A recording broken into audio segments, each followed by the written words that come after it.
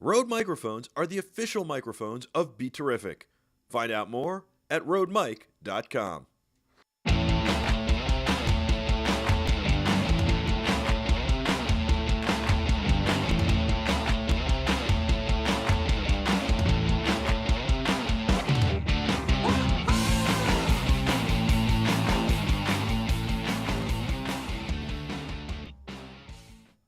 Welcome to the Michael Artsis Show. I'm Michael Artsis. Thanks so much for joining us. And, I am so excited about today because I'm back in the saddle. It's my first day back from being sick. I only took one day off, but I haven't taken a sick day in 4 years or more, and I finally got a cold that knocked me out. It KO'd me. I woke up yesterday. I turned to my wife and I said, tapped out. You take care of Jack. I can't do it.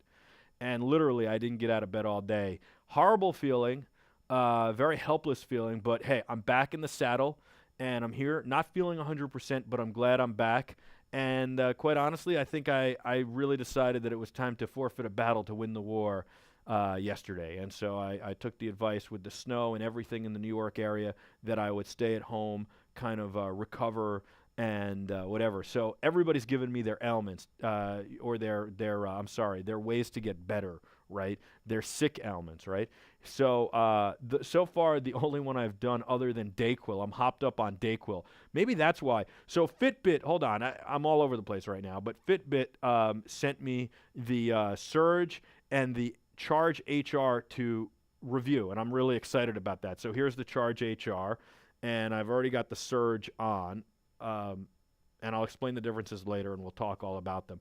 But I'm excited about these, and we've got these to review, and my heart rate is like 88 beats per minute. I start out at like 72, and doing anything, my heart rate is through the roof. So either I need to really cut down on what I eat, or I'm just, my adrenaline's going because of this Dayquil, which is possible. I never thought of that. But this guy, Sonny, he was like, you got to have this apple cider vinegar. Not only did he say you have to have it, he poured me a cup, and he made me drink it with tea with honey. I've been doing the tea with honey, right, Jill? And it's been working since before, I don't know, since a while for my throat. Yesterday I woke up, my throat felt like it was closed. So I've been doing the tea with honey, but now we've added the apple cider vinegar. And Pete, you say that you've heard of this before? Because I think I'm crazy. It smells so bad. I literally was like, I can't smell anything. I didn't smell Jack's diaper this morning when it needed to be changed and was shocked by what was in it.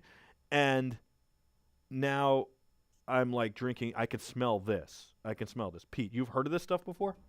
Yeah, it's the new big thing. Everybody's This is the new big thing. Yeah. Apple cider vinegar. And this is actually supposed to work. It's called With the Mother.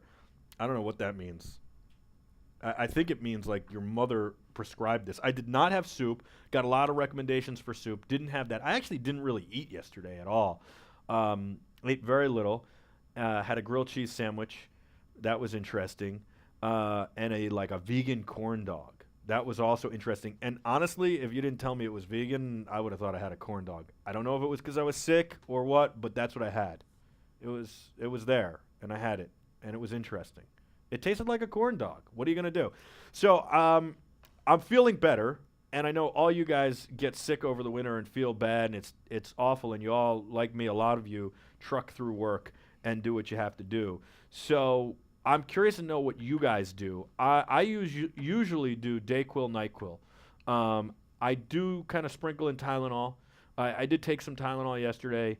Maybe it helped, maybe it didn't. I'm not one of those people who do it the right way. I don't take it every 4 hours like I'm supposed to, set an alarm and do all that stuff. I just take it when I'm feeling so miserable I need to take it. And then maybe 8 hours later when I'm so miserable again, I take it. And I definitely stack stuff. I noticed that the Dayquil says can cause liver damage, and that scared me. I noticed that today. I think that's really weird, and certainly totally freaks me out. But I want to tell you guys how you can connect with us. There are lots of ways to connect. First of all, you can watch us live in-app, which I forgot to send the notification in the app today. But you can watch us live in-app. That's Be Terrific, the app, on iTunes, Android, and Kindle. You can also go to BeTerrific.com/live, and you can watch us there. We're syndicated to a lot of places, but if you go to BeTerrific.com/live, there's an IRC chat underneath the video player, and you can join that IRC chat and that is a new IRC chat that Peter Poon has set up, so we should have no issues with that. In the future, you can create your own login and come back, or you can just be a guest. In addition to that, don't forget, connect@beterrific.com, and we're on Twitter and Instagram @BeTerricTV. Of course, you can always send photos to our hashtag cube, and that is using Instagram. You upload a photo and type in the hashtag BeTerricTV stage. They'll show up on set right here in the hashtag cube. So much to get to today. This is the Surge from Fitbit. It's more like a watch. It's got a nice big display, and you wear it more like a watch. It also does heart rate. It's supposed to do sleeping and a whole host of other things. And this is the Charge HR. We'll talk about that more, and that's more like the original Fitbit Flex wristband. It does give you time and heart rate and all that stuff, and also sleep. Now, supposedly, I don't know if both of these, I got to find out, or one of them automatically go into sleep mode, which is terrific, because I've been wearing a different activity bracelet that you had to set into sleep mode, and then I'd either forget to set it into sleep mode or forget to get it out of sleep mode, and then it's inaccurate, and that is really, really annoying. By the way, I wanted to talk about the Super Bowl. First of all, John Starks is on tomorrow. Let's announce that. He was supposed to be on Monday, but we had snow here, and I got sick, so he will be on tomorrow. John Starks, Knicks legend, not to be confused with anybody in the Tony Stark family, or the Iron Man family, certainly. So John Starks will be here in studio. That's exciting. And I wanted to talk about the Super Bowl. There's a lot of people making a lot to do about the last play of the Super Bowl, or what was the last offensive play for the Seattle Seahawks. And here's how I break it down. First of all, my first reaction was they're running. And my second reaction when I saw that they weren't running, well, I'm going to walk you through what I thought, and then I'll talk about it. The first thing is I thought this is absolutely a run play. It's over. Lynch is going to score, and how much time is going to be on the clock? Can Brady march it downfield? And I thought maybe there's a chance, but I think we're looking at a giant Super Bowl here with the Seahawks. With that ridiculous catch by Curse, unbelievable, by the way. I literally was like, if you are Tom Brady or you're Robert Kraft or you're Belichick, you got to be like, oh my, I mean, what do we have to do to win this game? Do we have to deflate balls? Seriously, though, I mean, you got to be thinking that when he makes that catch. Here we go again. Then Lynch makes that huge run, 4 yards, and it's 1st and goal from the half-yard line. And Lynch is such a beast, you're like, Lynch is going to run it in. And then I see the way the Patriots are lined up, and my mind is thinking they know it's run. They're going to maybe stop it on the first play, never on the second, never on the third. There's no way they get all – well, maybe. Are they going to do a goal line stand here? That could be amazing. This is their Super Bowl. This is it. It's all on the line right here. And I think as good as Lynch is, as much as his ability to drag 3 and 4 people on his back and get yards after contact, as good as he is at that, running into a wall of guys from the Patriots who are huge, like Vince Wilfork, is he going to be able to do that? He'd have to spring to the outside, or he'd have to leap over the top. He's not going to run through 3 or 4 guys stacked. Really? Could he? I'm thinking they know it's run, and this is going to be 3rd down, but oh, wait, do the Patriots let him in so they get some time on the clock to do that? Oh, they did that before. I think Chris Collinsworth is saying that as I'm thinking it, and I'm like, it's run. And then they go pass. And then I'm like, oh, it's a interception. And so here's what I think. First of all, I personally am one of the most aggressive guys in the world. If I was coaching that team, I would have gone pass as well. No doubt in my mind, except I had Marshawn Lynch, so I would have run Marshawn Lynch. Any other team I would be coaching, I would be going pass in that situation. Every time I play Madden, pass in that situation. I hate running the ball in that situation because especially in that situation, a guy can fumble, a guy can easily get stuffed, the clock keeps running.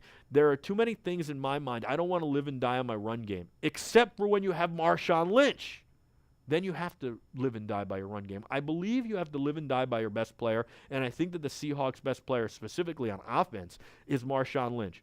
So here's where it falls apart for me, is that I think you have to hand the ball to Marshawn Lynch. You've got a timeout, you call a T real quick, and then you can run a pass play. I think if you're going to run a pass play, and again, I'm the most aggressive guy. This is the exact play I would have run.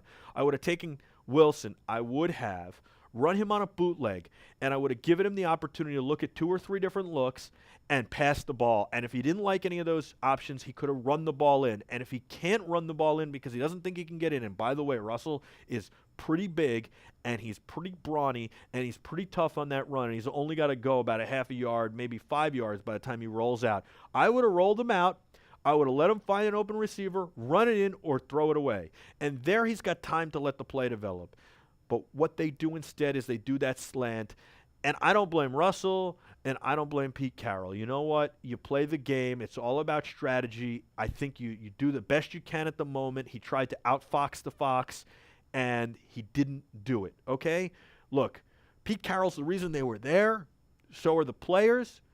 And as Marshawn Lynch said, you win and lose as a team, and unfortunately, it's not just about one guy. Personally, I would have handed the ball to Lynch, or I would have done a rollout, but I probably would have handed the ball to Lynch. As much as I'll tell you I am the most aggressive guy, and I like to pass the ball as much as possible.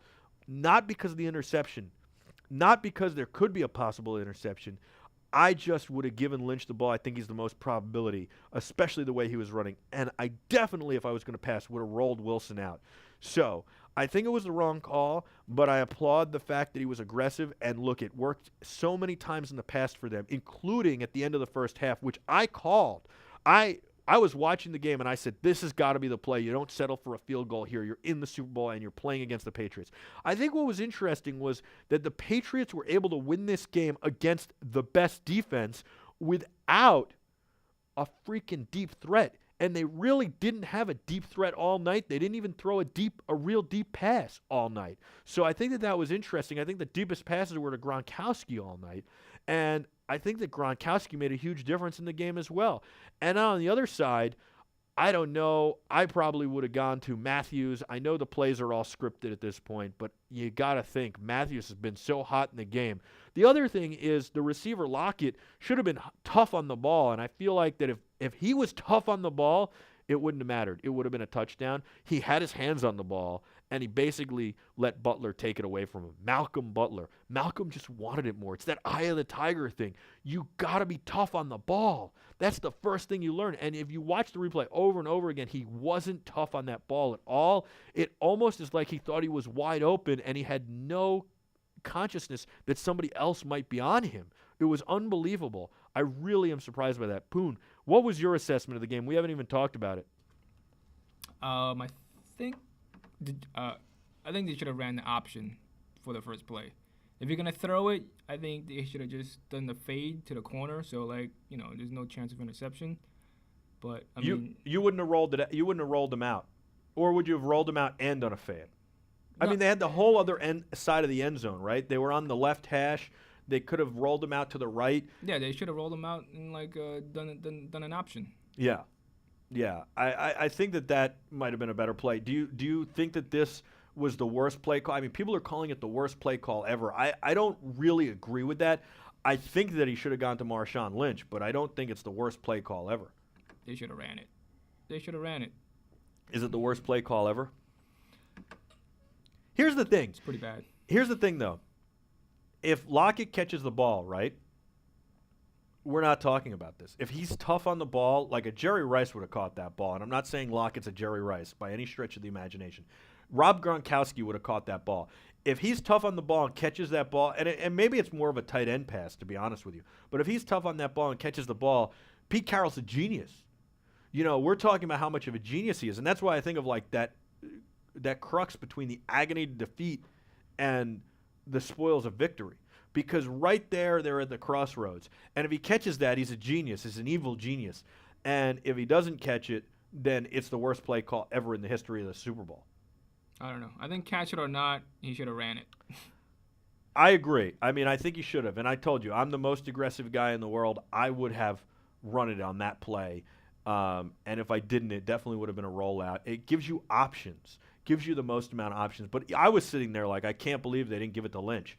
Although I really did see the way that New England was and stacked the box, and I'll tell you, it wouldn't have been easy. Do you think Lynch would have gotten easy? No, but it's beast mode. That is very, very true. It is beast mode, and that's what he is best at. It certainly would have been interesting to see what would have happened. I don't know.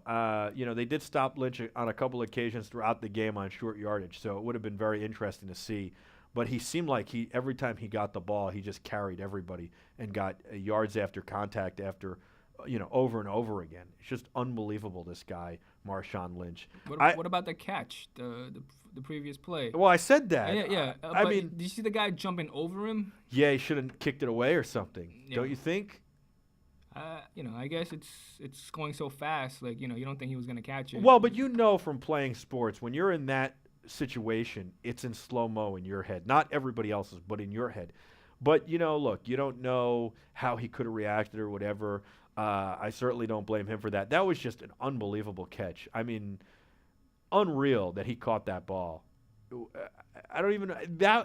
It literally was probably a better catch than the Tyree catch. And the reality is that nobody will remember it in a year. Just like that Andy Chavez catch against the wall in the NLCS a few years back. Yeah. When Carlos Beltran just looked at the last strike with bases loaded? Yeah, when Carlos Beltran looked at the last strike with bases loaded. And Andy Chavez makes that catch against the wall before that, and the Mets look like they're going to – I thought there was no way the Mets were losing. It was the same kind of feeling. Exact same thing with the catch. The guy caught it. You're like, there's no way they're going to lose. Right. Just like the Mets in 06. I started looking for World Series tickets. Well, it's so true because it's so amazing when that stuff happens. You go, there is no way that – I mean, it's destiny at this point. Why would this guy catch that ball and then the Mets lose? Why would this guy – catch that ball, and then they lose? I mean, it makes no sense, right? I thought, okay, we've been down this road before. Wow, the Patriots blew it again. And it's amazing, though, what the Patriots have been able to do. I'll tell you, I gained a lot more respect for Brady in that game, and I still think that the balls were deflated. But I think that the reality is it doesn't matter. I think it was ridiculous. It was much ado about nothing. I don't think they were necessarily all deflated. Oh, here we go.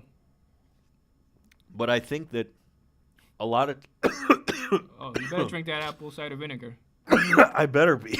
Wow. I think that Uh-oh. I think we better take a commercial break. You want to take us? I'm no Colin. It's all right. Wait, I'm down to the honey. Oh man. I'm going to have a coughing fit on air. You're going to let this go down, Pete? No, we're going to go to commercial. This might be as bad as the call to not give Marshawn Lynch the ball. We'll be back. At Be Terrific, we do a lot of events and bring you a lot of great coverage. But we need to spread the word about Be Terrific, and you guys do a great job of doing that for us. We really appreciate that. But to do it fully, we need branding. And when we do these events, we need to be able to set up quickly and easily and have a home base, to be able to create a set, protect our gear, and shield our talent from lights of the event we're in, so we can add our own lighting and hang our cameras. We've teamed up with EasyUp to do that for Comic-Con and going forward. They gave us a great shelter that takes no time to set up and also is toolless. It's phenomenal and it's reasonably priced. So whether you have a production company, a media house, or you want to just sell some products at an event, what you need is an EasyUp top. An EasyUp top is phenomenal. You can do all sorts of branding. You can add side rails like we have. You can add a back wall like we have. And you'll get aerial branding, on the ground branding, and a place to put all your stuff, protect your team, and call home. It's perfect. What you want to do is go to easyup.com. That's easyup.com. Talk to Wayne Dove. He's a sales guy there. He's amazing. He's become a good friend, and he took good care of us. He's the one who got us our tent. They've got great people there, they've got a great team, and they've got a great, rich, storied history. There's no better shelter, there's no faster shelter than EasyUp. It sets up in minutes, it's fire tested and fire rated, and it's fire retardant. They're really, really structurally sound, and they look beautiful. How could you beat that? Oh yeah, I forgot. They're reasonably priced. So that's the kicker. Go to easyup.com. Tell Wayne that Be Terrific sent you. They'll take good care of you, don't worry, and have your company represented well at your next event. And it only takes minutes to set up and break down and then set up again. look how amazing it looks. I am so excited about this. Thank you, Easy Up. Introducing a portable, solar-powered charging solution that moves at the speed of life. Family vacations, long road trips, in the airport, around campus, on the trail, the lake, or the links. The DuoFlex puts the power of the sun in the palm of your hand. With a removable battery pack, dual configuration, and a weather-resistant, rugged design, the DuoFlex fits every lifestyle and every activity. Freedom to live, to move, to play, to be fully charged.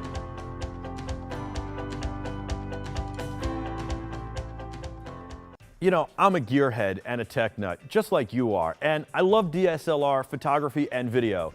And there's no better place to find out about rumors and the truth and get gear reviews than planet5d.com. Anything DSLR, you need to go to planet5d.com. My friend Mitch, he started it. It's really a tremendous blog. Go to planet5d.com today and check out the great content and great reviews they have there, and figure out what camera lenses you need for your next project. Of course, they talk lighting and audio too, so they'll help you with that as well. They've got a great forum, and on top of it, you might be watching this content because of them. They're posting our coverage on planet5d.com. So thank you, Mitch, and go to planet5d.com to check out a lot of great information on a lot of great cameras. Rode microphones are the official microphones of Be Terrific. Find out more at rodemic.com.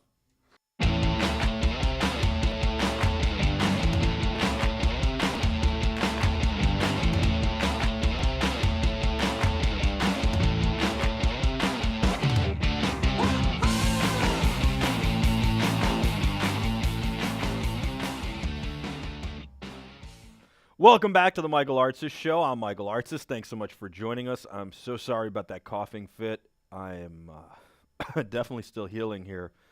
My nose is pretty red. I just blew my nose like crazy. I am a mess, all right? Look at this. Look at all this stuff. I've got my Fisherman's Friends. You guys know I love these Fisherman's Friends. They're actually a lifesaver, no pun intended. They are the best throat lozenger. These are the ones that taste the worst. I've now found the mint ones finally in the U.S. again, but these are the ones that taste the worst but actually work the best. The mint ones work pretty good, but these work the best. I don't even know what flavor this is. This is the original extra strong, and yes, they are. Jill hates them because they smell and taste bad. This is the apple cider vinegar. I'm trying to get better here. I'm trying to make it all work. This looks like a bottle of infomercials. It's just got more ads on this thing. Sonny brought me this. It's apple cider vinegar. Here we go. Let's get the shot of it. Look at this. Ads all up the side. Write in, call in, send money in. Unbelievable. It's Bragg organic apple cider. Only available, what, at the vitamin shop. Pete says he's heard of it, and it's going to make me better, too. It smells terrible as well and tastes just as bad as it smells. And then I've got, I'm sweating like crazy. I don't know. I got tissues everywhere. It's just a disaster.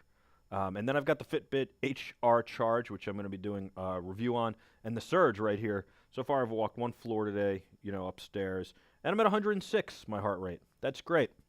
106 heart rate. So, when do we, Pete, do we have any idea when we call the ambulance? How high does my heart rate have to get? Is it 200? I don't know. I mean, it should be 72. I'm sitting here in a chair. I already called it. You did. Great. Thank you. I feel the sweat pouring down my back. By the way, I am very curious. Like, I love this Surge thing so far. I really like it. I like the idea of it. I like that it has a watch and a nice screen, and I get my notifications from my phone. It's one of the things I love about the Martian notifier, which we're going to be doing a full tech review on as well. But I don't want to wear this into a business meeting with a suit.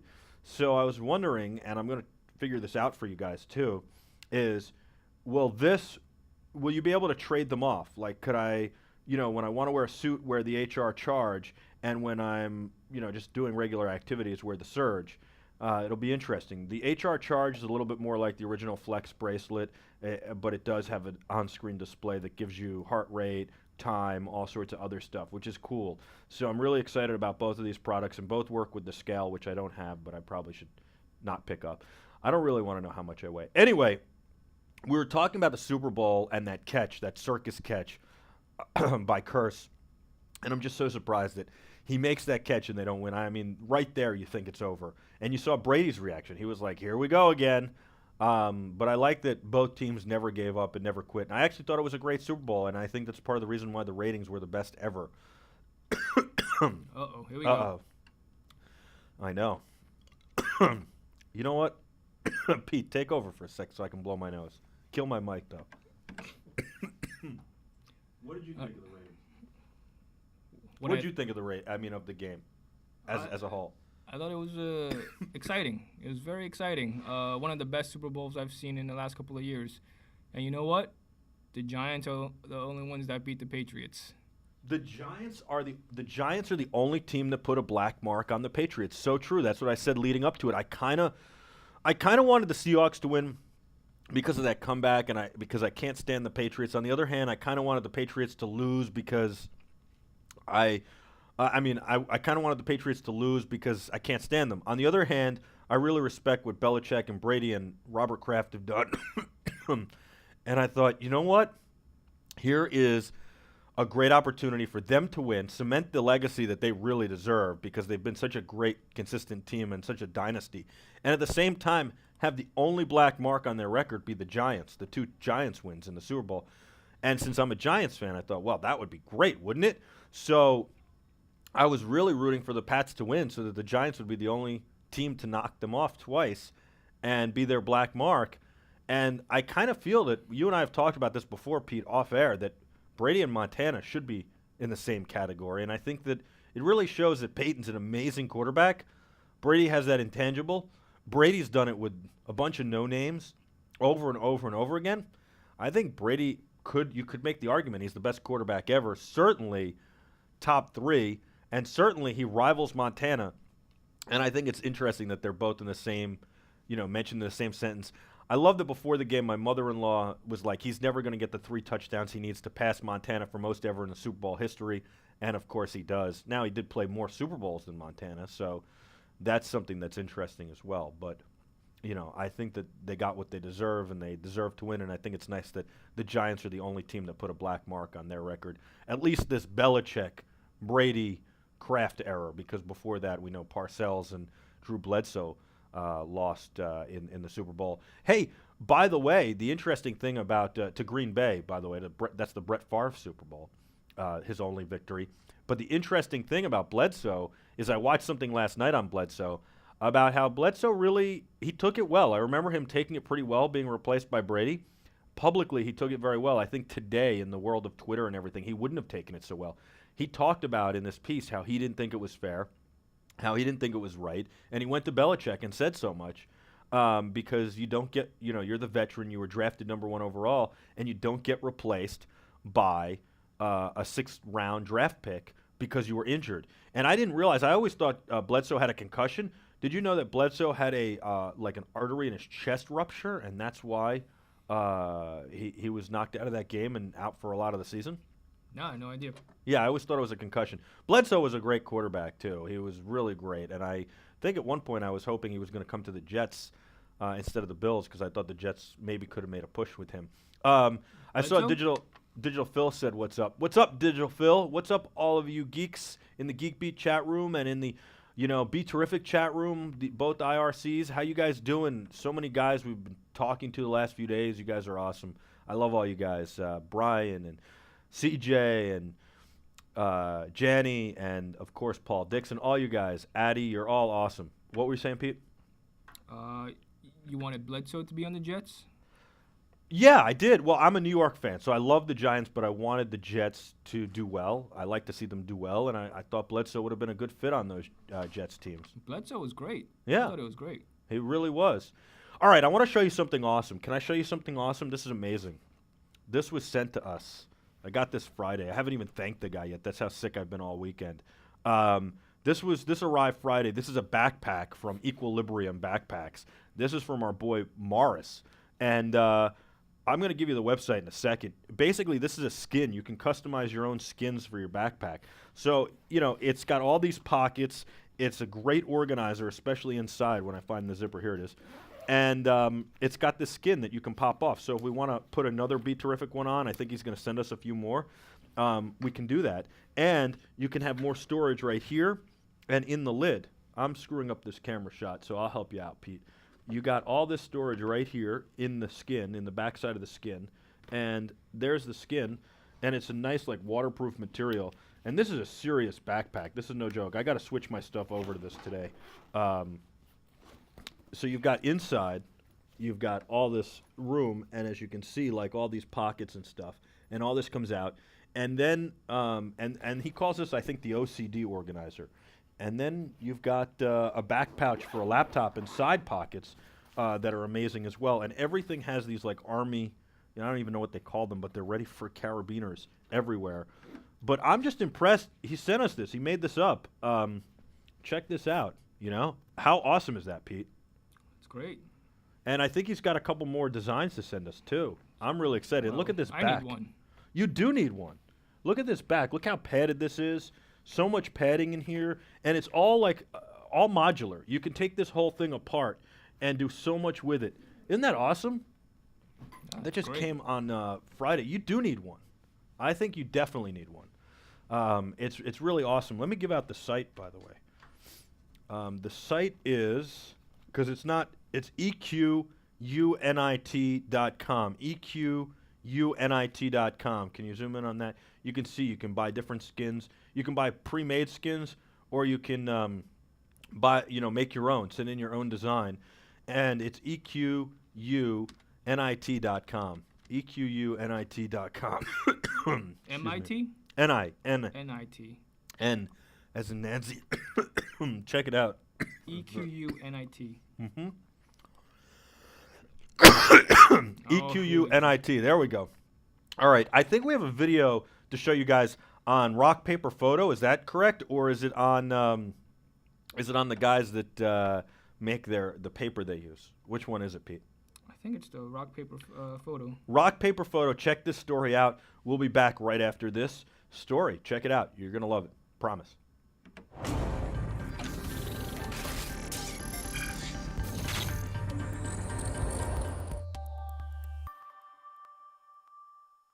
Hi, I'm Mark Halpern, the CEO and founder of Rock Paper Photo. Rock Paper Photo is the online destination for the world's greatest pop culture photography. We sell fine art prints. Most are hand-signed, limited edition, archivally printed. And we really specialize in unique photos that you can't get elsewhere, that you might be the biggest Jimi Hendrix fan. You'll come to Rock Paper Photo, you'll find Jimi Hendrix photos you have never seen before. I knew a lot of photographers who were making a living licensing their photo to media, and they were only really posting the photos from last night. So I knew sort of there was this incredible supply of imagery that no one has ever seen among all these photographers who just have binders or file cabinets or shoe boxes full of negatives. What we do is go into these archives and see how after 30 years have gone by, these photos have sort of ripened, if you will, and they've become relevant for all sorts of reasons, just as people's careers evolve and seeing people in a new light. Really what's helped sells a pop culture photo is very often the backstory. I mean, you have to fall in love with the image, but people want to talk about the artwork that hangs on their wall. And so, for instance, there's a photo of the Beatles shot by Astrid Kircher that's actually here behind me in the gallery, where it's the Beatles before Ringo's in the band. And it's with Pete Best and Stuart Sutcliffe. And Astrid, the photographer, was actually engaged to Stuart Sutcliffe, the original bassist. And sort of what's so great about that story is the role Astrid, the photographer, played in the Beatles' early days in terms of styling them, in terms of the influence she literally had on that band when these were 18-year-old kids before they became the greatest band to ever live. Today we're sitting at the Rock Paper Photo Holiday Pop-Up. This is the third year we've done this. And the reason we do a pop-up, I mean, we're primarily an e-commerce company, but it is a craft creating these prints, having the photographers hand sign them, and it can't be done overnight. And so while it might normally take us 2 to 3 weeks to fulfill an order, and then someone wants it framed, this is our sort of vehicle to allow people to really do holiday shopping the way that most people shop. I know it's the way I shop, last minute, so they can come in and just buy something off the wall. And as much as we successfully sell art online, there's nothing like experiencing it in person. The most important thing is the image, and it doesn't matter what medium it's captured on. I will say that the prints that are around me in this gallery, some of them, came from very old negatives, and some of them came from scans of old negatives, and those the condition of those negatives and the condition, how well they were scanned, really does affect the quality of the print. And that's why, rock paper photo relies on a company like Digital Silver Imaging to assess these negatives and these scans, and to sort of tell us, hey, how much can we push this file? How big can we make this print where it'll still look incredible? I started working with rock paper photo a number of years ago when we first did a really critical exhibition for Christie's Auction House of some newly discovered Beatles images.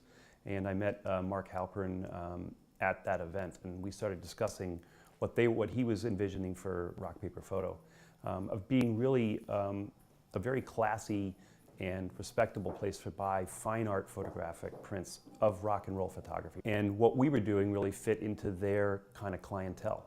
They weren't printing posters, and they weren't printing cheap stuff. They really wanted to be able to sell to a clientele that would appreciate editioned work and signed work and framed work that could be then really sort of in the fine art caliber. So that was a good fit for us. Digital Silver Imaging is absolutely the go-to printer for rock paper photo. They do stunning work, and it's unlike other printers. I really think it's a craft that they're experts at. There's an art to printing as well as an art to photography, and it really does take both. In order to sell fine art photography, you need to have the image, captured by a photographer, the artist, and then printed by an artist, in order for it all to come together. It captures a moment in time. I mean, that might sound cliche, but I mean, it is amazing sort of how you can look at a photo and it really takes you back, whether it be what people are wearing, or what's around them. Seeing the technology in photos. We have photos of people with the big 80s cell phone and things like that. It's just, it really takes you back in time.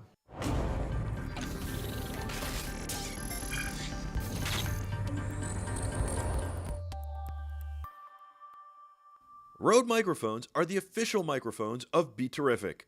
Find out more at rodemic.com.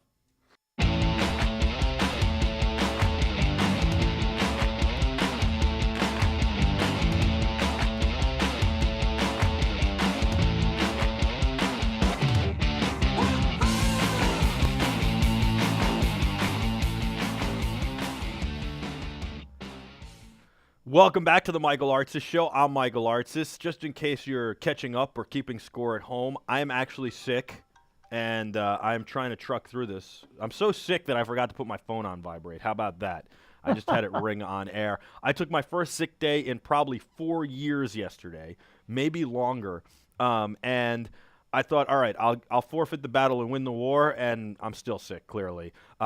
You guys have been awesome who are watching and are in the IRC chat, either the Geek Beat one or the Be Terrific one. The Be Terrific one is under the video player on beterrific.com/live. You can connect with us in many different ways, and thank you guys for putting up with the coughing fits I've been having. Sonny's been amazing. He brought me that apple cider vinegar, and he's making me tea right now. He's got me water. I've got the tissues here, everything going on. Here's my theory on how I got my cold. I think my son Jack and I have been passing a cold back and forth for weeks at this point. And I think that he gave me the cold. I made it worse. I got it. And now, unfortunately, I've given it back to him. So he's got a pretty bad cold. So, yeah, that's what's going on with that.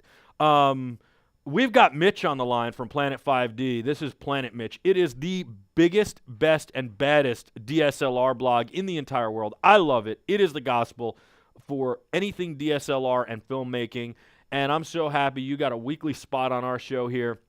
I'm so happy you're on, and thanks for coming on, Mitch. Oh, cut it out. Just when I was going to give you a little time to talk, say, hey, Mitch, you actually talk a little bit today because I'm coughing. Take something away from me here. Now I'm just going to have to barrel through. By the way, you got some love in the IRC chat room, the Geek Beat. I saw that. Did you see that? Thanks, Ben. You're an awesome guy back. There you go. I love it. Hi, Michael. I'm sorry. I just had to do that because I saw your coughing fit earlier, and I just had to give you a gig there. Well, it's okay. I would have busted your chops too, especially when we're talking kidney stones. By the way, what you don't know is that, you may know, Mitch went through kidney stones about a year ago, maybe a little bit less, and they were never ending. It was a never-ending saga of Mitch's kidney stones. So I got them right here. If you want me to show them on camera. yes, show them No. on camera. You don't have them there. I do. I'm calling you on that. Show them all on right. camera, Mitch. I want to see them.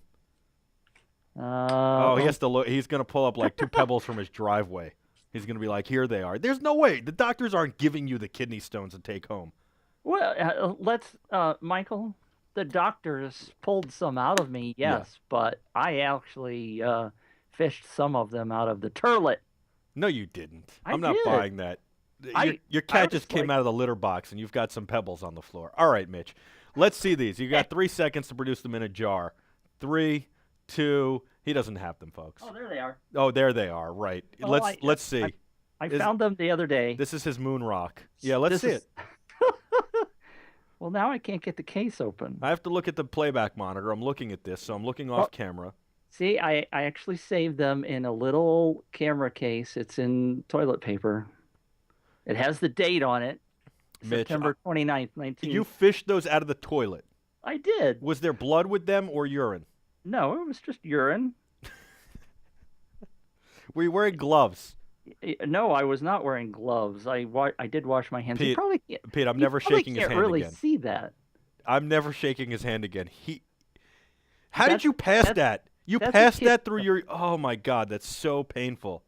Yeah, well, as I told you before, the interesting part is that it's not the last mile that is where it hurts. It's actually going from the kidneys down to the bladder is where the pain is. It's not the last mile. Oh, you can see it. I'm looking at the Mitch, you Mitch, can actually see I that. believe that it hurts the whole way. I know you think it only hurts that little part. I'm telling you it hurts the whole way. I mean, look how big that is and how small. Never mind. Let's move on. By the way, somebody says that I should have Halls as a sponsor or some cough drops. I agree completely. I mean, I live on these things no matter what. Anyway, these are Fisherman's Friends.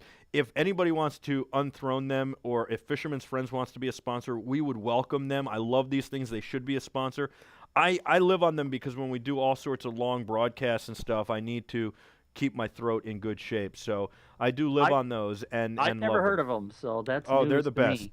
No, Callie takes pictures from Geekbeat. Callie will take pictures when she finds them places because they're really hard to find in the U.S., although they've been becoming easier and easier, and they're actually running some commercials on TV now. They're from Britain, and they've been she takes pictures and tweets them at me when she finds them, especially when she's overseas, which I love. But I agree. We have to get a cough drop as a sponsor, and I love my Fisherman's Friends, but I'm happy to have anything that will work for sure. Well, I'm going to have to try those out. At least my daughter, who's constantly complaining about having a sore throat. So Yeah. I've written that one down. Here's the deal. They don't taste good, but they're amazing, especially for a sore throat. There are ones that taste better that are mint, but these are the original flavor, and they are the best. The ones that are mint don't work as well, but taste better and smell better. These are the original extra strong flavor, and they taste terrible, but they get the job done. The other ones get the job done as well, but not as good, but taste a lot better. So. Well, that could eliminate my daughter because she doesn't like anything that tastes bad. Well, I'm drinking apple cider vinegar. It tastes terrible, but I'm doing it to get better, you know? I'm expecting her to walk in and yell at me at any time. We did run a rerun yesterday. We didn't want to have no show, so we ran Clint Oldenburg from. He used to be a former NFLer who's now at EA doing designing the Madden games and game testing and stuff. I think that was pretty cool, and I want to talk more about gaming. But Mitch, what's going on in the Planet 5D universe this week so far, in the last week since we've spoken? Nothing. Absolutely nothing is happening, and life is boring. There was that Super Bowl, but you guys have already talked about that to death. Well, I mean, feel free to talk about the Super Bowl. I will say this. This is something that never gets old. The one thing about the Super Bowl, though, is I don't think that Pete Carroll's career should be defined by that one play. I think he's a great coach, and I think too many people just want to be haters and say negative things. And the reality is he coached an excellent game. He got them down to the wire. And realistically, if that play had gone the other way, we would have been talking about how smart what an he awesome is. coach he is. Yeah. Yeah. And so Exactly. and I love that he didn't. I'll tell you this. I love that he didn't do what was expected just because it was expected.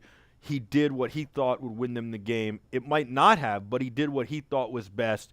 And I love that he stuck by that, not only at the end of the first half and it worked out, but also late in the game. By the way, if he was the type of coach that did what everybody told him to do, he would have taken 3 points at the end of the first half. We wouldn't have even been close to talking about that play at the end because it wouldn't have mattered. Very true. So very true. It was an awesome game, even though I hate both teams. I dislike Seattle because they are in St. Louis Rams division, and we play them sometimes and beat them, and sometimes we don't. So I just don't like the Seahawks. But besides the fact they're the home of Boeing, which is where I used to work, but that's a whole other story. Yeah. Here's my thing with the Seahawks. They're way too arrogant. I really have a problem with that arrogance. Amen. I need you to be a little bit more humble. Even Russell Wilson this year I thought was a little bit too arrogant. And I thought, if they win one more time in a row, they're just going to be even more arrogant. I need you to be a little bit more humble. It's okay to beat your chest and say I'm the best and that stuff to some extent. To me, when I was a kid and I watched old fights of Muhammad Ali and he'd be like, I'm the best, I'm the prettiest, I'm the blah, blah, blah, blah. I mean, it was entertainment, and if you take it for that, okay, fine.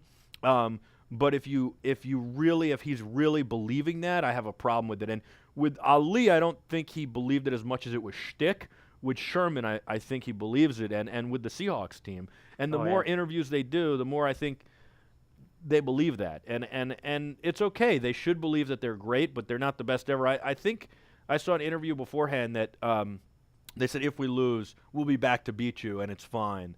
And they seem to, basically be saying, like, that's how good we are, that we could lose. It does happen, but we're going to be back to beat you. I do think the one interesting thing, and I said it all game, and is that Richard Sherman was tackling without arms, if you noticed. He was throwing his body at people, and I kept saying from the beginning, I thought that Brady should have gone after him from the beginning, and now it turns out he was playing with a really bad elbow.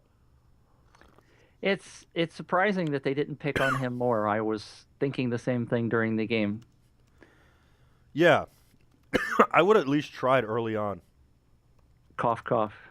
You poor guy. I feel so sorry for you. Thank you, man. Thank you very much. I'm trying hard to hang in here for you guys, the viewers. We love all you guys, and it's all right. I know you guys don't take a day off either. You can't. You got to work, right? So, Mitch, who takes a day off? You didn't even Friday is big news, by the way. You didn't even take a day off with all your kidney stones. All right. So Friday is the day Canon's going to announce something, which we've talked about before. What do you think it is at this point? Well, based on what I'm reading out there on the intranets, and I believe Canon Rumors has got some pretty good facts going, they're going to announce a new camera called the 5DS, and it's going to come in a regular mode, which includes an IR filter, and one that doesn't, just like the Nikon D800 and the D810. Can I just say something, Mitch? Let me just say something. Hold on. Oh, because this is all about the moire issue. And enough with the moire issue. I mean, video cameras since the dawn of time, and you can go all the way back to the 70s, have always had moire issues. So when DSLRs came out, people acted like they had never seen this before, and it never made any sense to me. Yeah. And they went nuts over it. And when you look at it, it might be a little bit worse in DSLRs, but it really is there in all video cameras, even the best. I watch TV shows shot on a Lexus, and you can see moire. Right. So why are we still going nuts about this, and why is that a big deal? But what you got to realize, Michael, is, and I know you've always been a video guy, is that these filters have been in film cameras, and I mean photo cameras, still photo cameras, since day one, because photographers like sharp, but they don't like overly sharp. It's kind of strange, but and they didn't want moire issues even in the still images. So that's when manufacturers started putting these filters on top of the sensor. It's also sort of a protection issue to make the sensor not be so susceptible to scratching if you have to open the camera up. Like people put a haze filter on the front of their lens. And somebody was talking to me yesterday. I was showing them my camera with my 70 to 200 IS from Canon. They're like, "You don't have a filter on the front of that?" I was like, "No, I don't. I don't want to put a piece of crappy glass in front of an amazing $2,000 lens, okay?"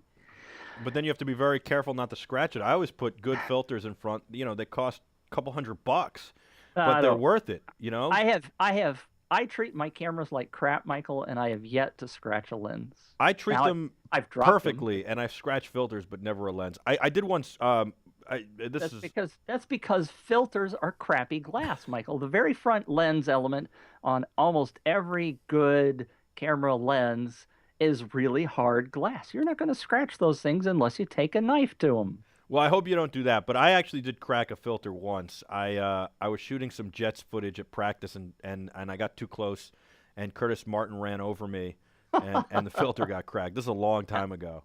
Wow. And yeah, that was an expensive afternoon for the filter, but it Right. could have been worse. All right, now we've talked about this though. I don't think that's the big news. What do you think the big news is? In terms of Canon cameras coming this week? Yeah. You said two different models. All you've told me is they're making a 5DS that's going to have, that's not going to moire as much, which photographers are going to love, and so are video guys. The two cameras, the two versions of the camera that are the big news are the fact that these are like 52, 53 megapixel sensors.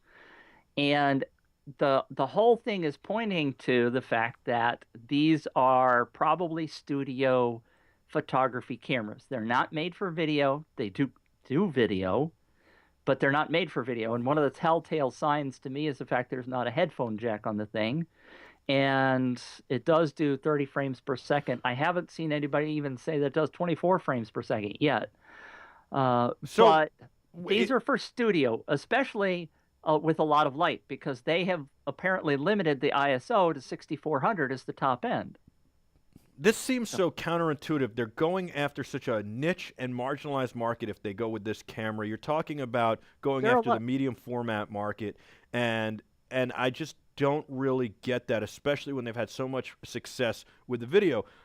Is there going to be something exceptional with video announced next week, or are they trying to walk away from DSLR video like a lot of people fear and say, hey, you want video? Buy our C series, our cinema series. No, I don't believe that for a second. However, you've got to remember that they have, we've talked about this before, incredibly long product cycles. This camera has been in development for at least 3 years, and it's being announced at C+, right? So this is a photography event. This is a studio photography camera, and yes, it is a sort of a niche market, but that's what Canon sometimes does. I mean, heck, they have produced cameras that are infrared, so they do niche stuff. It's not, every camera doesn't have to please everybody. And so I believe that either this coming spring there'll be a 5D Mark IV, or probably in the fall, which is when they've tended to do it before, although the 5D Mark III was announced in March of last year. So a week ago, 2012. we were talking about the possibility of 4K or some mirrorless camera to compete with the A7S or blah, blah, blah, blah, blah in a DSLR that was going to be really exciting, maybe $5,000, $6,000, kind of in between what the 1DC was and what the 1DC should have been priced at probably, and what everybody else in the world is at. And we're not talking about that anymore. We don't believe that to be the case. Maybe in the spring or the fall, we'll see something like that. Yeah, from what I've seen in the specs, this is not a camera for video. Now, the good news also, by the way, speaking of the 1DC, is that Canon's dropped the price by $4,000. It used to be $12,000, now it's down to $8,000. So if you're in the market for the 1DC, it's $4,000 cheaper. I really like that camera a lot, by the way. Do you too. have any issue with the fact that it's motion JPEG for 4K? I just spilled this tea all over myself. This is I'm a You're disaster. a I'm a mess. today. I should not do anything when I'm sick. I think my wife Jill would agree with that. I just spilled it all over this amazing backpack. And the worst part is it had that stupid apple ginger in it. And so now this backpack is forever going to stink like that apple ginger. Oh, it won't stink. I did kind of like that backpack in terms of, especially for marketing. I would love to be able to have something on my back as I'm running around NAB with a big old Planet 5D logo. That's pretty cool. Well, we got to hook you up with Morris over at Equilibrium. You got to get that. I agree. The branding on this is phenomenal because, you walk around with a backpack now, you're branding everybody else, and you have an opportunity to brand your own business. So I think it's phenomenal. It's one of the things I like so much about it. Morris has been great. I've been so sick, I haven't even been able to write him a thank you note, and I really want to. I'm going to write it tonight. But I want Morris, thank you so much. It's amazing, and I know you made several designs for us. I got to get more of them, and Peter wants one. Thank you for sending it. It's phenomenal, and it's a great organizer. And it's got really good padding, and it's modular. I love that. So, yeah, I'll show it one more time now that it's wet. So there it is. Let's see. There you go. It's got great branding.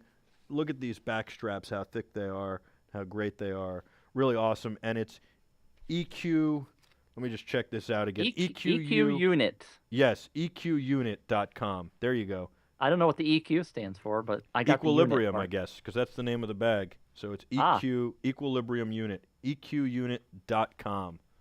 See, we figured out a URL on this show. Isn't that amazing? It is amazing, and Just I've got to incredible. wipe this bag off some more. But I do think it's cool. I think, so does it bother you that, I totally missed the answer to that. Does it bother you that it shoots motion JPEG for 4K? It's because you surprisingly didn't give me a chance to answer. Oh, well. What a shot. Sorry, I actually love did. you, Michael. It was actually for a reason this time. I don't have a real problem with it, but again, I've never been able to afford the 1DC, so I don't shoot motion JPEG in the first place. Most people that I know haven't had a major problem with it either. It's just a codec. You know, there's a million different codecs, and I believe motion JPEG works pretty well. Again, the pixel peepers, the people that, you know, really hunt for every tiny little nuance of a failure point in a particular codec or camera or whatever, have always said that motion JPEG wasn't exactly the best thing on the planet. But, you know, you can certainly shoot in 4K and down-res it and change it to Apple ProRes and do whatever the hell you want to do with it, and it works just fine. I'll tell you why it's actually good. It's the lightest 4K format, really, that still gives you all or a lot of the color information and color space and the ability to color correct the way you want to. You don't get that through MP4 and the H.264 and the AVC HD or Ultra AVC HD compression on 4K. So it's not quite raw, but it is a much lighter format. And in talking with the people at Canon extensively, it really shoots the same way as 4K RAW, except it does take a photograph, a real photograph for every frame, but it does it as a motion JPEG instead of a RAW. And so that allows the camera to be a smaller, more DSLR shaped and not have huge fans that are constantly cooling. If you turn off the C500 or stop recording, the fans kick on. The same thing with Red. Same thing with a lot of the other cameras that shoot like this. So, you know, I think that it really is a nice kind of format for video journalists, but it's also a good format for a lot of different people across the board. I don't like the idea of mixing formats, so I think that's the only issue. But right now, if you have multiple cameras, you could be mixing formats. You can certainly come out of it and record to a Shogun or a Ninja or something else. And so there are options, but I really do like that camera, and I don't think motion JPEG is the worst, and supposedly you can edit this without the infrastructure that you need for 4K RAW. And we've seen it in action where it doesn't need quite as robust a system to do that. So I think that that is pretty good benefit to the 1DC. So a good price at $8,000 right now. And I guess we'll have to wait and see what Friday brings, but we'll also have to wait and see if hopefully maybe there's a surprise announcement. But you don't think it's now. You think it's maybe down the road in the spring. I do. Okay. I certainly hope so, and I hope that Canon puts me on NDA so I can find out all about it before you guys do. Oh, man, that wouldn't be any fun. Which is why they didn't put me on NDA for this camera, because it's just a photographer's camera. Well, that makes a lot of sense. That definitely makes a lot of sense. I noticed you have an article about the A7S being quirky and having weird batteries that suck, but somebody's still getting one, Hugh Brownstone. And I think that, yeah, that's the thing is, all these cameras, or a lot of them, have trade-offs. The A7S is really a great video beast, but it's got some weird trade-offs that I think they'll improve in the second generation of it. Plus, they'll probably add that optical image stabilization they put in the A7 Mark II. Right. But the battery life is definitely terrible. But you know what? It shoots great images, and it's worth it. You have 10 batteries, or you have one of the battery bricks, or continuous power, or you just power it off an Anton Bauer and you buy a battery plate. We did have another great story today, which I'm glad you brought up, because we had a reader write in and tell us about his experience with shooting with his Canon 50D. That's 50D, which is a 7-year-old camera, and he used Magic Lantern to shoot video with it, and it was a stills camera. Never ever had live view, and did well, maybe it has live view. I think it does, but it never had the video capabilities, and the folks over at Magic Lantern added that feature for the 50D, and this kid's made a nice little short with a stills camera that he paid virtually nothing for. It's kind of cool. Yeah, that is super cool, and it's pretty amazing what Magic Lantern's been able to do. By the way, I don't know, it's funny. I do think that like the 60D and the T3, 4, and 5 eyes, and even the 2i can shoot stunning and amazing video, and it's really become, you can use any camera at this point, and we talk about this all the time. Mobile phones, even. I know that somebody just won a pretty good award at Sundance for shooting an entire movie on an iPhone 5S with a Rode video mic, Right. and the Smart Lav, and so audio is very important, lighting is very important, but the cameras all today are all very good. Whether you're using a mobile phone, which I think is even more efficient and can give faster turnaround and all sorts of other benefits, especially when creating dailies, or you're using a 5D or a T4i or a Nikon, or using something even crazier. And I think that in the spring we'll have some really amazing news out of some of the biggest camera manufacturers too, for sure. Yeah, let's hope so. It always keeps the news blogs humming, right? Well, As we I get know new some cameras. stuff. I just can't say it. I mean, I'm not under NDA, but I do believe in off the record being off the record. So, as a journalist, I won't say, but I do have some inside knowledge that there's a major camera company that's going to make a big splash at NAB this year.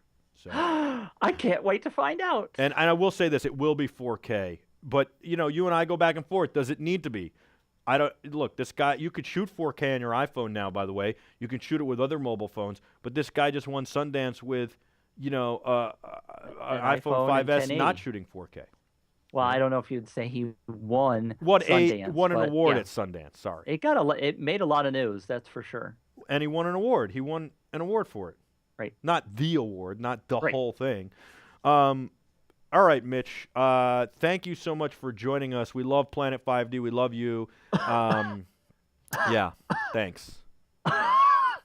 My pleasure, Michael. Really I appreciate love you coming on. We'll see you next week, right? Yeah. And exactly. we'll break down whatever the canon news is this week. But Are you doing a show on Friday? You know what? Maybe we should do a special since we missed yesterday. What time is the announcement? Midnight Eastern morning. Oh, so then we'll be able to break it down during the show. Let's talk about it. We'll tell. If you How want. about this, guys? We're going to tell you what we're going to do. We might have a special show just to talk to Mitch and break down what Cannon talks about on Friday. Or Monday. Or Monday. Whatever. We'll figure it out. You and I will All talk offline with Peter. We'll figure it all out. We'll have a lot of fun, and we'll get our audience, the best audience in the world. And I can say that and not sound like Richard Sherman. We'll get you guys the intel on what we're doing. By the way, I want to say Brian has been really cool in the IRC chats, and he's got mixed feelings. They've been talking back and forth while we've been talking, Mitch, about John Fox as the new coach of the Chicago Bears. And Brian's got mixed feelings because he says Peyton Manning, he couldn't win a Super Bowl with Peyton Manning, but at least the Bears hired a head coach with actual head coaching experience in the NFL. I actually like John Fox a lot. I think he is a good head coach, and I think he has the potential to win a Super Bowl. He's gotten teams very close but never actually done it. I think he's more of a defensive-minded guy, and he let Peyton run the offense, and I think, it just didn't come together with John in Denver, but I think that they had certainly plenty of opportunities. I mean, being at the Super Bowl last year, you can't blame – you can kind of blame the defense and John Fox, but from the onset of that game, Peyton Manning and the offense weren't clicking, and I put that squarely on Peyton Manning. He's basically a coach and a player. So there's nothing wrong with that. I still think Peyton's a great quarterback, but I can't blame John Fox for that. And so I think John's a great coach with great ability. Put him in the right situation, and I think the team will do very well. That being said, the Bears got to find a new quarterback because it definitely, in my mind, is not Jay Cutler. And I think that they need some more weapons on offense, not only in the running game but also at wide receiver. I think, to me, Brandon Marshall can't be, he can't be the biggest threat on the team. I know there are a couple other guys around there who people are excited about, but to me, I don't see that at the moment. And I definitely think Cutler is not – I think he's at best a good backup in the NFL, and I've been saying that for years. I was happy to see the Broncos let him go the first time. So anyway, that's what I feel about John Fox and the Bears. We got to talk a whole lot more about video gaming tomorrow and some other stuff as well. I downloaded some more games this weekend to my phone, and there's all sorts of other stuff I want to talk about. And we got a lot to get to. Mitch, thank you again so much. It was a lot of fun to have you on. I don't know if you follow Bears football. If you do, jump in. If not, we'll just wrap this up. It's my pleasure, Michael. I know absolutely nothing about the Chicago Bears and this Fox character. Da Bears. Bears. Da Bears. All right, I'm Mitch. from St. Louis, so we don't pay any attention to Chicago teams. Just the Rams, right? And the Cardinals. Yeah. And the Rams are going to be leaving town anyway. They are. So. They're going to L.A. Yeah, Allegedly. We'll see if that happens. I don't know. Yeah. All right, Mitch, thank you very much. I thought it was interesting to see Kurt Warner hand out the Super Bowl, the Lombardi Trophy. You know what drove me the most crazy? Did you see the entire walk? I mean, it was like took 3 forever. minutes. You know, like, so that was the holy thing. I crap. needed to get Jack home, and I wanted to see the celebration, and it took way too long. It was ridiculous. Yeah. And they've done that for several years, but it's increasingly got longer and longer. And I got one more silly. question for you. Yes. Why is it that they always have to give the MVP to the quarterback of the winning team? Well, they don't always. They do. Come on. No. Ray Lewis won it one year, and other guys have won it. But usually what it comes down to is nobody outplayed the quarterback. In this case, I actually felt Brady deserved to win it. In the Giants Super Bowls, I like Eli, but I didn't feel he deserved it, to be honest with you. I felt there were other guys that outplayed him, but it's so borderline. They almost never give it to defensive players, though. Yeah. And it should be considered They should have given more. it to the kid that saved the game, and at least Brady needs to give the poor kid the truck? dadgum truck, you know? Right, because the kid's making NFL minimum, which is still good, but, obviously Brady doesn't need another truck. Amen. Amen to that. I don't think Giselle's going to be driving that truck anytime soon. But Tom will probably give it to one of the offensive linemen, or he'll fit in well with the offensive lineman driving that truck. It was a cool truck. I liked it a lot, actually. Yeah. But I think that the thing with Butler, you can't give it to him. He made one play in the game. Yes, it was the game-ending play, but without all these other plays. If you give it to him, why don't you give it to Gronkowski for his couple of plays? And why don't you give it to I know. I get it. If the Seahawks had won, do you give it to Curse for that amazing circus catch, or is it's got to be Russell Wilson? It's got to default to him, right? Or is it beast mode? Is it Marshawn Lynch? I don't think I would have. My choice actually would, if Seattle had won it, and I coming up with a blank. You'll know his name. The guy that had never caught any. Oh, that's not a bad one. Yeah, Chris Matthews. Also, not the guy from Hardball on MSNBC, who I worked with early in my career. But I would have given it to him if the Seahawks had won. Yeah, he was unbelievable. Great story there. He came out of a Foot Locker, much like Kurt Warner's story when he was bagging groceries and he got a call to come play. He was in a Foot Locker. It bounced around like the CFL and other places, and gets a call and has to tell his manager, I need to take the day off to go try out. I actually know guys who have gone through that kind of stuff, but to see them make their first catch, second catch, third catch on such a big stage and be so pivotal and so important is amazing. And what a great story. So hopefully he'll continue to do well. Yeah.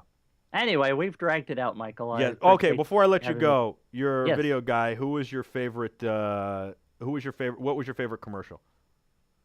I didn't watch any of them. I turned really. Them all. Yeah. What do you do during the commercials? I was actually working on my taxes. Really? I thought you were going to say passing kidney stones. No, unbelievable. No. You didn't give your full attention to your taxes, then you went back and forth to the game. That's impressive. I would say my favorite was probably that Budweiser commercial where the Clydesdales come out and save the dog. I missed it. Sorry. That was pretty amazing. I thought it was fun. There were a lot of good commercials, though. Anyway, all right, we got to go. We're way over time. Thank you so much, Mitch. Planet 5D, check it out, planet5d.com. All your DSLR news, it is phenomenal. Check it out. I want to tell you one more time to go to equnit.com. Check this out. Get your own custom-made backpack, or you can pick from their designs. The cool part is you can change the front whenever you want. It's called a skin. You can reskin it, and it's modular, so You can do all sorts of stuff with it. Morris, you're the best. Thank you. EQunit.com.